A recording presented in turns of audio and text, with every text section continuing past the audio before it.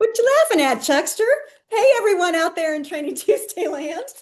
Apparently, I did something funny and nobody heard it but Chuck. Good morning or good afternoon to all of you guys out there. I'm Heidi Reese, Training Programs Manager for Dayton Superior. Just want to go over a couple of items for this week before we get started. Remember that every one of you has joined muted so that we can make sure that we don't have any background noise and whatnot, because we record each and every one of these. And then they'll be on our YouTube channel, Dayton Superior's YouTube channel, as well as daytonsuperior.com. And you can review them later or pass them along. I was pleasantly surprised that a couple of you out there actually pass it on to your teammates when it is, really beneficial to you. And I really appreciate that. And if there's anything that you ever want to see, please give Chuck and myself, or both of us, an email at training@daytonsuperior.com and let us know, even if it's just, I really want to see bridge deck again, or I really want to see precast pre-stress or whatever, or I really want to see, I don't know, fantasy football. No, I'm just kidding. Something along those lines. You didn't even laugh at that one. All right, so let's get to it. This presentation is intended for training purposes only. So if we talk about any of the products, there's not a whole lot going on in here. It's more conceptual. But when we do refer to products, it's very important to go out to daytonsuperior.com and look for the technical specifications, TDS documents, safety documents, application guides, you name it, that are pertinent to that product. And you need to refer to those and how to use. So who's Dayton Superior? We are the leading provider of engineered solutions for the concrete construction industry. So not only do we deal with forming, formwork, the chemicals that go along with our accessories for the concrete, we also provide you with a big organization of engineering group and the training team. Not only is it Chuck and myself, but I'm more the organizer, but we can get the technical sales reps or some of your dealer sales managers out there to get you the training that you need. So for example, if this one is not quite what you want, or you want to have a lunch and learn with your entire group, we can put that together for you, either virtually or in-house, depending on the situation, and take care of that for you. So keep that in mind. Okay, so Chuck is the dude who's going to be doing the presentation today. You're the dude, right? I am the dude. All right. Let's talk about Chuck a little, huh? No. Okay, you don't want to talk about yourself? Okay, fine, I'll do it. Here to teach us is Mr. Chuck Hogue, and he is our national training manager. And a little bit about him. He was a product manager back in the day. He has done so many things. I think you're coming up on your 50 years in the business, aren't you? 30 with Dayton Superior. 2.5 weeks. Yeah, in 2.5 weeks. So maybe I'll shake your hand that day or something. No. Maybe I'll be nice to you that day. So honestly, he's quite diverse in so many of the products that we have, because he's been there, done that. He's been out on the job site. He's talked to our salespeople. He still does every day. He's really in the know with that. And I'm just going to leave it at that because you're just smart. So tell us some stuff. All right. Thank you, Heidi, I think. So, good morning or good afternoon, everybody here. I'm still trying to wake up. Today we're going to talk a little bit about concrete design and form pressure. Now, we have talked about this in the past here, but it's such a critical factor in today's marketplace. It's one of those questions that we typically get hit with on a regular basis. It seems that it is a perpetual problem that people have to understand what concrete actually does within that concrete formwork. So, concrete formwork is obviously the pressure of the concrete that's actually put on the concrete form. And if you think about it, the form is a load gathering device. It basically collects all the pressure that the concrete puts on it, transfers it back to the ties. So it is a system that we're talking about here.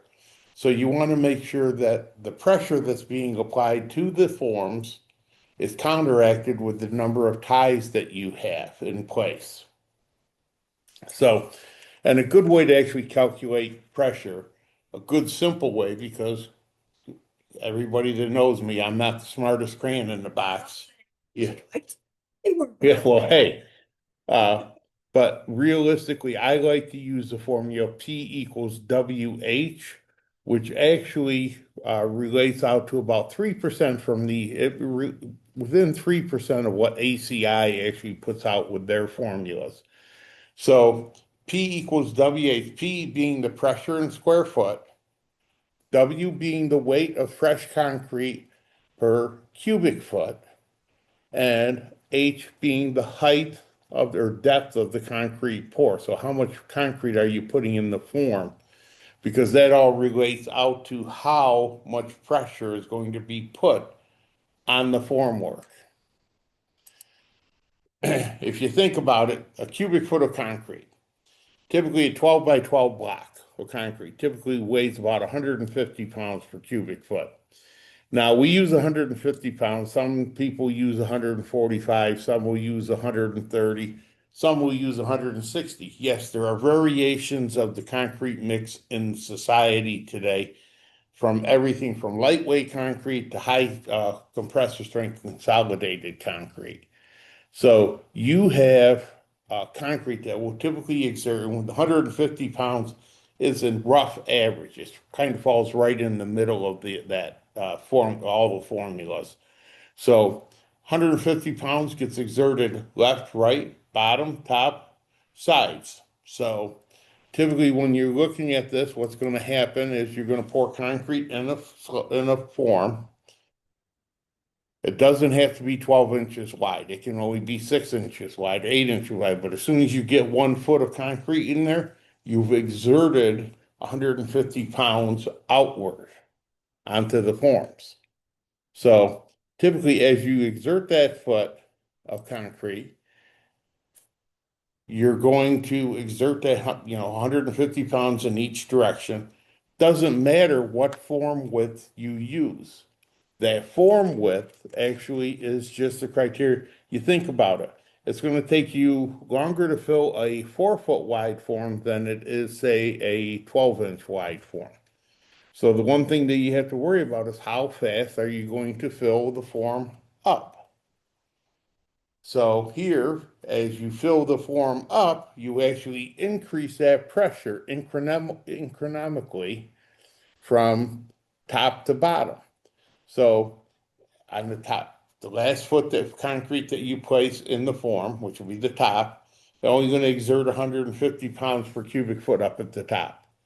But this form right here being a 6 foot form, you've exerted, if you pour 6 foot of liquid concrete into the form at one time within 1 hour, you're going to exert 900 pounds of pressure on the bottom of that form per square foot. So if you space your ties at 2 foot on center, you at the bottom, you come up 2 foot, you've got basically 900 foot of pressure on the bottom, 750 pounds in the next foot up. Now you're at where the ties is, but you also have to go above that tie 1 foot to actually carry that extra foot.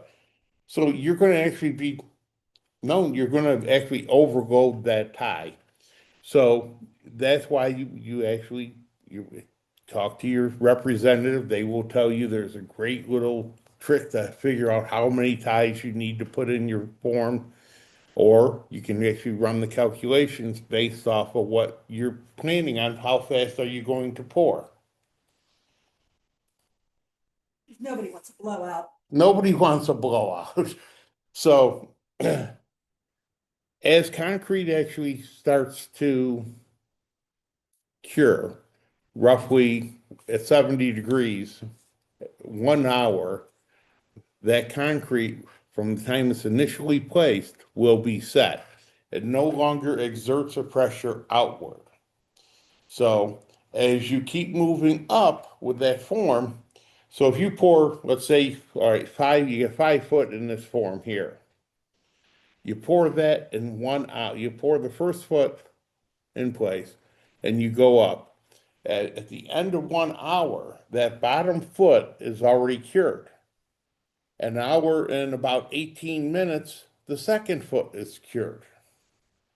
An hour and 36 minutes, the third foot is cured, etc. So as time rolls on, you're going to actually cure out those concretes that you poured first. So, and obviously the faster, the higher the temperature, the faster it's going to set. Typically, like I said, concrete, everything we talk about with uh, concrete cure and so forth is all relative to 70-degree air temperature. That's because they all work in the environmentally controlled areas. But and here in Ohio, we don't know whether we're going to be in 30 day and 80 degrees in the afternoon. So as your time goes from the time you pour the concrete, based on the temperature, if you have temperature that's a little bit higher than 70 degrees, it's going to be a little bit quicker. If it's going to be a little bit cooler, then it's going to take a little bit longer for that concrete to set up. Remember, concrete is a chemical reaction. So the colder the temperature, the slower that reaction. So basically, as you would pour concrete, if I'm going to pour at 1 hour, I'm going to pour 5 foot an hour. I'm going to have 750 pounds of pressure on the bottom. If I'm only pouring 3 foot per hour, I'm only going to have 450. Typically, what you are looking at, the majority of the forms that we deal with in this marketplace, if you're using plywood and 2x4 studs and wales, you typically are going to look at right around about a 4 foot pour being maximum, because that is what the plywood will typically stop deflecting at or start deflecting once you get over that 600 pounds per square foot. So you have to be very careful with that because what you're trying to do is eliminate the deflection of the form or get stopping a pillowing effect. Now, if you go into a fabricated modular form system, you can actually go a little bit strong better than this. You can typically go up to 6, 7 foot an hour, depending on the form itself. And in some forms, you can actually go up to 10 foot an hour. Those are all based off what the category, well, how the form was actually constructed and what the load capacity of the form is. But you have to make sure that you are applying enough ties to actually compensate for that form pressure. So a lot of time what contractors will do is they'll actually do a pour rate. They'll want to pour four, if they want an 8 foot high pour, they'll do 4 foot and then 4 foot. This actually maintains a constant pressure on the form and it'll migrate up the form as they add more concrete. So typically when they get to the top of it, they never ever really overexert that 600 pounds per square foot on this form. So, and like I said, a lot of contractors, and they are the only ones that can control the pour as a contractor. You can't, as a dealer, distributor, architect, engineer, you can tell a customer, your contractor, till you're blue in the face, hey, you're only allowed to pour 4 foot an hour with this thing. And I guarantee you there will be some contractors out there that will want to push the envelope because time is money. We all understand that. But they will actually pour it to the point where they're actually right on that fringe of being dangerous. We usually don't do this, but we do have a question, and I'm not sure we're going to get into it. And I Okay? wanted to make sure that you do. Um, Curious as to the terms of 43-400/T, where it comes from. Okay. If we can hold on to that question 1 minute, And then you'll talk about I'll it. talk And about that's this. to interrupt you because I figured if you weren't, you could stick it into that slide. So hang tight, Chester. Okay. So the liquid pressure typically equals uh, 4 foot at 150 pounds, like I talked about earlier, would be about 600. 6 foot, you're going to be about 900. 8 foot, you're going to be at 1,200. 10 foot per hour, you're going to basically be at 1,500 PSF. So, with that being said, most forms, plywood typically is at the 4 foot. Steel ply in similar forms to the steel ply system typically are going to be at a 6 to 6.5 foot per hour. Then when you get into the modular form, the clamp systems, they're typically going to be at the 8 foot to 10 foot per hour. And then if you get into the heavier steel, solid steel forms, they are actually going to be closer to the 12 to 13 foot per hour pour rate.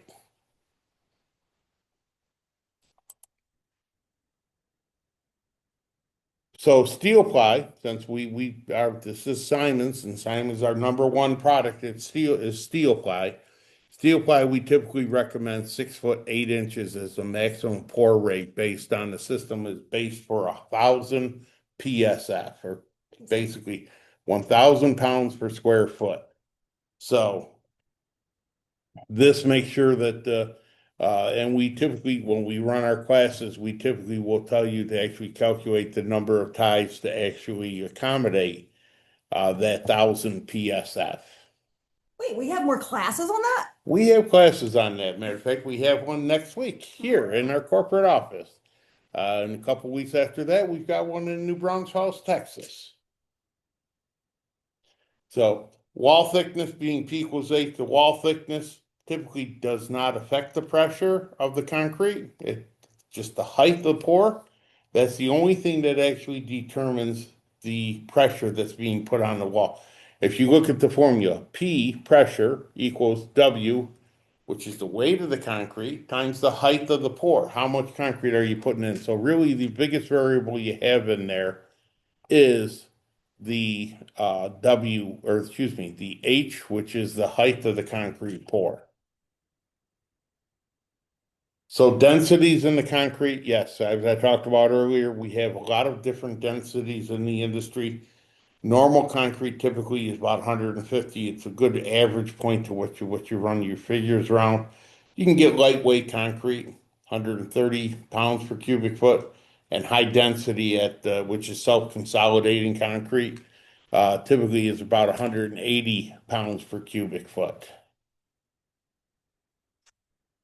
So concrete typically will come in, it has some characteristics about concrete. It's very unforgiving. So concrete, if you pour too fast, it will give you a blowout, but you can actually do a lot of things with the concrete that typically you can't do with other components. So wet concrete acts like a liquid. As concrete sets, pressure is reduced as you're setting based off of time and temperature. The contractor, he's the one that can control it all. Concrete is strong in compression and weak in tension, as we all know. Why do we use concrete as for footers and foundations, etc.? It's because it's designed to actually support all of that heavy load on top of it. Now, some of the things that cold play along in with the concrete uh, factors: slump, vibration, admixtures, and temperature of the concrete. We'll talk a little bit about these. Each one of these affects the setting time in the concrete. And when you look at what we have available, especially in today's marketplace, I know when I started in this industry a long time ago, uh, concrete had a lot. Primarily, there was about 4 to 6 different ingredients that were made up the typical yard of concrete. Those were sand, cement, water, and aggregate. In today's marketplace, there's as much as up to 14 or so different products that they will typically add to it, including air entrainment, plasticizers, and other items that we'll talk a little bit about here. So let's move on here and talk about these different characteristics, factors that will affect concrete. Slump. Slump is a term that is often used when describing or ordering concrete. Uh, Typically, it is how much the concrete will settle on an unsupported system once you release it from the form. So basically what you're going to do is you are going to take concrete, fill up the cone. Uh, if you can think of a large megaphone or on this product here, it's shaped a conical shape like this. It's roughly 12 inches in height. Typically, what you're going to do is it's a three-step process. You fill it up a third of the way. You take a half-inch smooth steel dowel and rod the concrete 25 times. You then fill the next third up, rod it again 20. Those that simulates the vibration of what you're going to do with concrete. The third step, same thing. Fill it all the way up to the top and rod it in. Make sure you get all the air out of it, etc. So once this is actually completed, you're gonna strike off the top, so make sure it's nice and smooth. At that point, you're going to pick the form off of the concrete. So that cone, you can take that cone You off. take that cone off of it. Are we building a sandcastle? Yes, we are. It's just like that. So you're going to pull that cone off and you're going to set it right next to where the concrete is actually sitting. And what you're going to do at that point, and a lot of guys will flip it over just because it's smaller on the bottom because concrete's going to spread out, obviously. You take your straight edge, which you can use that steel dowel that you actually use to basically simulate vibration within the concrete. Put it across the top of that cone, and that'll be your area. Then measure down from the bottom of that steel rod to the top of the concrete, how far the concrete has actually settled. That will give you your slump number. Now, typically, measures consistency is what it's designed for. The higher the slump, the wetter the mixture. Obviously, if you have concrete like this, that's going to run somewhere in the neighborhood of, in most projects, anywhere from 2 to 4 to 6 to 8 inches, depending on what type of project you're working on. The higher the slump, obviously, the wetter it is. The different slumps actually are used for different purposes. A lot of times, guys pouring concrete walls will typically do a 4 to 5 inch slump. Uh, and then guys doing floor slabs will typically do a 6 inch slump just because it will flow a little bit better. Now remember, the more water you have in your concrete, the weaker the concrete typically will have you basically by increasing the water within the concrete, you're reducing basically the cement ratio of the concrete itself. So basically, you're always going to see specified, for example, slump pool must not exceed 5 inches. That's a typical statement from an engineer, uh, architect, etc., primarily because they're looking for that consistent mixed strength within the concrete. Here's the actual measurement taking place. This is typical of what you're looking at here. This material here is about a 4 inch slump material, 4 to 5 inch slump material. And you can see it really hasn't changed a whole lot of shape. It's just kind of flattened out and just basically spushed out a little bit. Now, vibration. One of my pet peeves on construction job sites. The worst part about construct this is vibration on every job site. You talk to who the contractor is, who is he putting on the vibrator? Well, if it's an internal vibration job, he usually puts either the guy they don't like or the new guy. Running a vibrator is a pain in the butt job. It's probably one of the hardest jobs on the site while they're working on it. The other thing with it, it's the one job that the guy can make or break the job. Okay. So a guy that knows how to run the vibrator can actually make your concrete finish look good. So he is the one guy that can if you want to just throw the guy out there, put them on a vibrator, he can hit your ties and actually cause a blowout. So that's the kind of variation of what the guy with the vibrator has, what he can actually do. He can actually make the concrete look good. Vibration is designed to help take the air out of the concrete. The reason you put form oil on your forms is to help that air, once it's pushed out of the concrete to the forms, travel up the form to actually mitigate out of the concrete. If it doesn't, it gets caught, you're going to end up with bug holes. When you remove your forms, you're going to have a lot of bug holes within the concrete. So once again, that guy with the vibrate can make the good look good. He can also cause the concrete pressure to increase because he can actually re-vibrate concrete that is already set up. So you have to worry about re-vibration of the area here.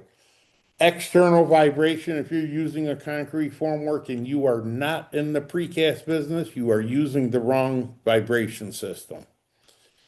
External vibration is typically designed for full depth welded forms similar to that is used in like a precast plant. Those forms are designed to carry the load and be basically carried and used with that system. So I do not recommend external vibration on a typical job site. I recommend internal vibration and be very careful with the revibration of the system. Air entrainment does not affect setting time. Air entrainment is just designed to help actually mix the properties of the concrete to help it flow. Pozzolans, actually, for example, fly ash. Fly ash now is probably coming out of it. We probably are going to start looking at a type 1L, so where they're going to add more uh, limestone within the concrete to actually help. It's going to help slow, and unfortunately, that's going to increase the setting time because actually the limestone will absorb any liquids that are in the concrete.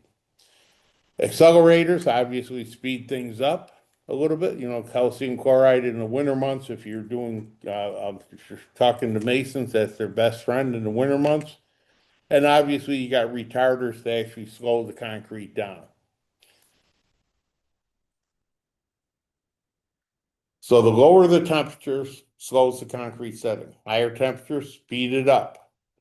Air temperature typically affects concrete temperature. So you'll see guys with actual changes here within what, depending on what the concrete temperature is. A lot of times you'll see jobs, especially in the south here, when they show up in the middle of the summer, guys will throw ice bags in the mix. Why? Because it will actually cool that concrete down to help slow it down so it won't set up as fast. It's kind of a poor man's retarder. So P equals WH. I said falls within 3-4% of ACI's uh, pressure here.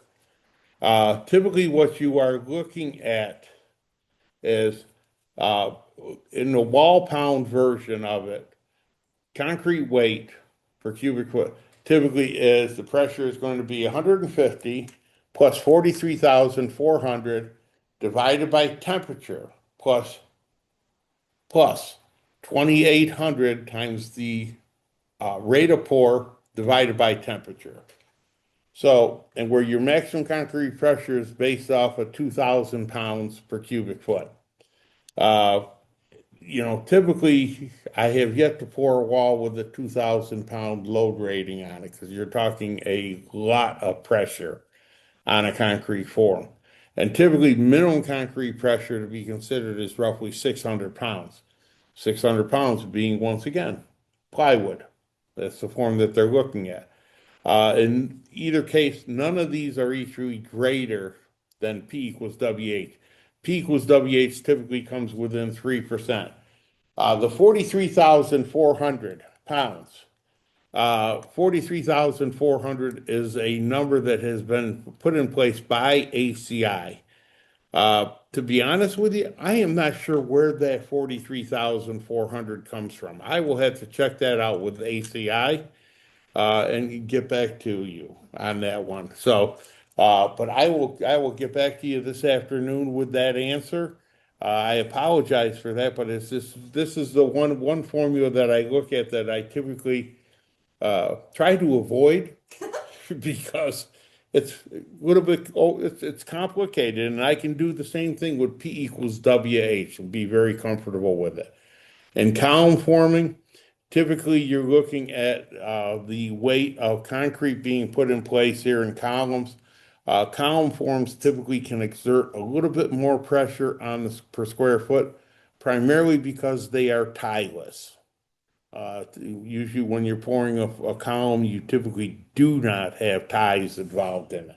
If you are putting ties in it, then you have to kick back to the standard wall formula for the forms, which is actually going to be a little bit less pounds per cubic foot based on the form. So, where do we have this information? Training resources available for anybody, as Heidi alluded to earlier. Go to DaytonSuperior.com. Click on Training Tuesday, email Heidi or myself at training@DaytonSuperior.com. If you find something that you like on Training Tuesday that you'd like to have a little more information on, please feel free to give us a call. So if anybody has any questions, go ahead and put that into the Q&A or the chat functionality of Zoom. Okay.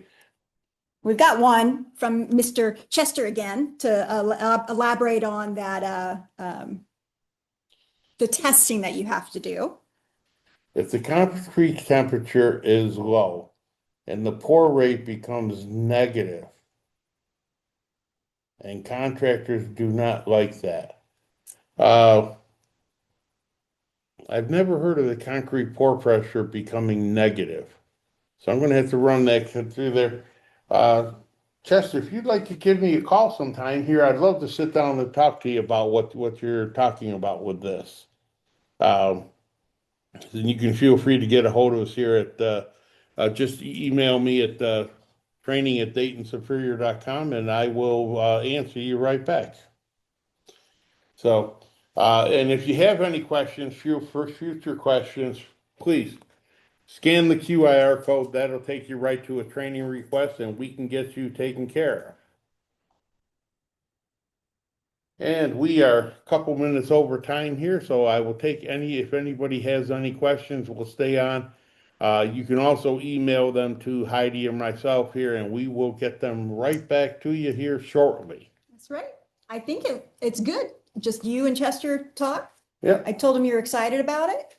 And so I'll get you his email address and he can give you a call with the phone number. Okay. Thank you very much. So actually, I want to remind everybody, we are not having a training Tuesday next week. Is it next week? No, we're going to be doing one next week. Yeah, we got next week. Yeah, it's Memorial Day. So next week is sticks and boards wall forming. So that should be fun, fun, fun. So sign up for that. I will have that posted shortly. So thank you guys for coming out and listening. See you next week. Have a good one, guys.